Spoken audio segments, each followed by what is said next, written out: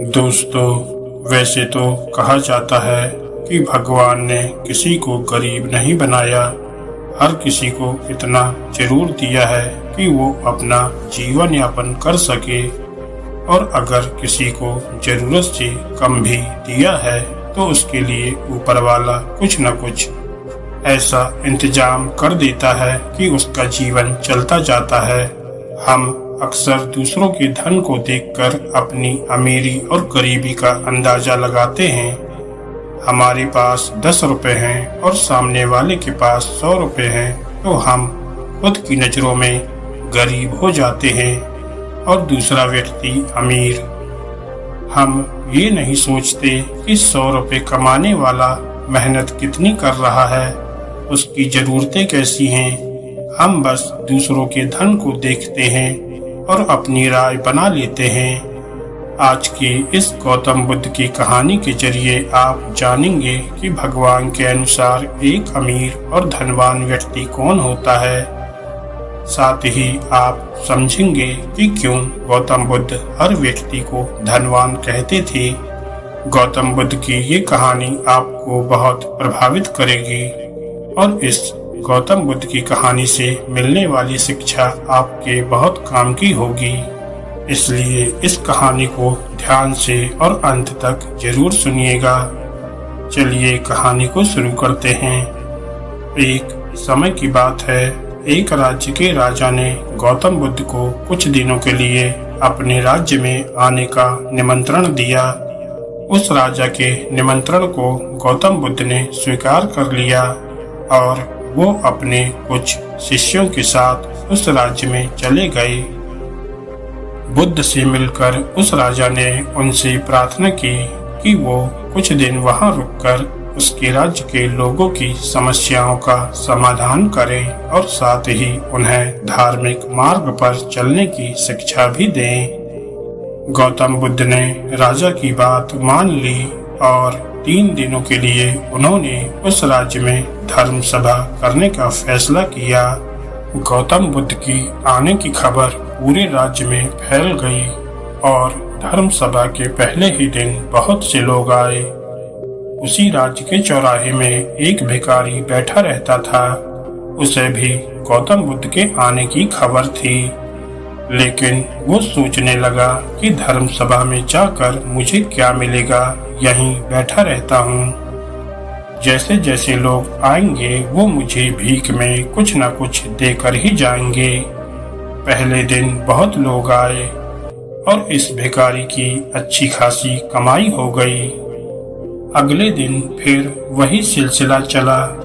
भीख मांगने के साथ साथ भिखारी ने ये भी देखा कि धर्म सभा में जाते वक्त लोग दुखी और उदास से होकर जा रहे हैं और उसे कुछ देकर भी नहीं जाते, लेकिन जब वो बुद्ध से मिलकर वापस आते हैं तो काफी खुश दिखते हैं और खुशी खुशी भीख भी देकर जाते हैं। यही सोचते सोचते दूसरा दिन भी निकल गया। तीसरे दिन बहुत कम लोग आए तो भिखारी परेशान हो गया, उसकी कमाई नहीं हुई।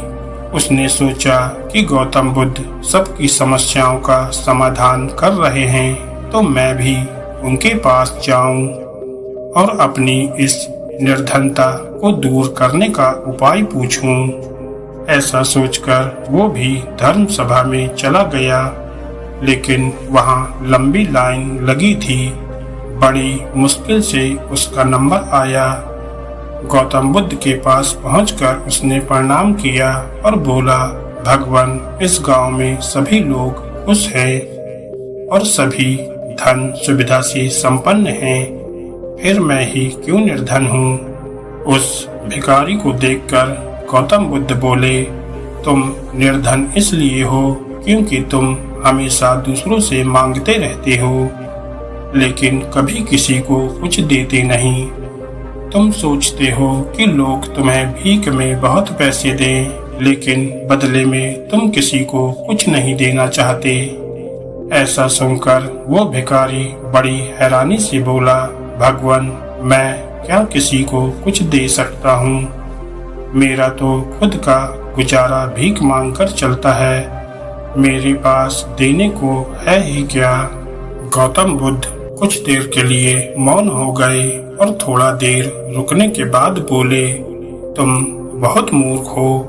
किसी को देने के लिए या दूसरों के साथ बांटने के लिए ऊपर वाले ने तुम्हें और हम सभी को बहुत कुछ दिया है।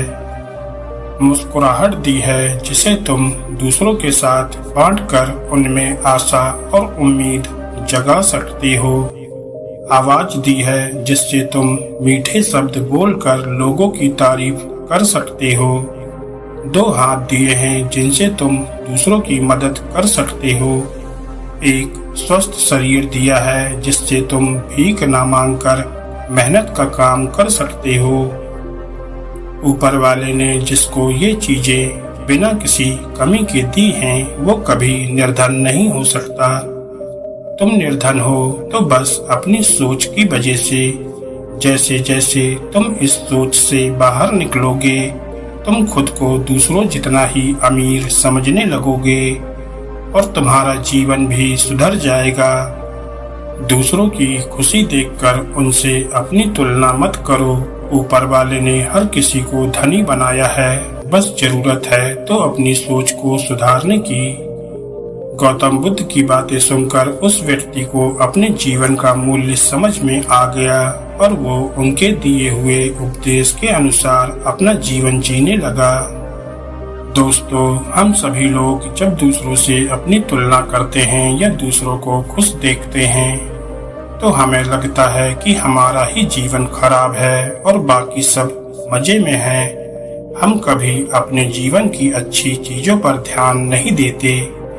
हम कभी ये नहीं सोचते कि भगवान ने हमें एक स्वस्थ शरीर दिया है जो कि सबसे मूल्यवान चीज है। आप भले ही कितने अमीर हो, अगर आपका शरीर काम का ना रहे तो वो पैसा भी किसी काम नहीं आता। और दूसरी तरफ अगर आप गरीब भी हैं लेकिन आपका शरीर एकदम स्वस्थ है तो आप अपने आप में एक अमीर व्यक्ति हो।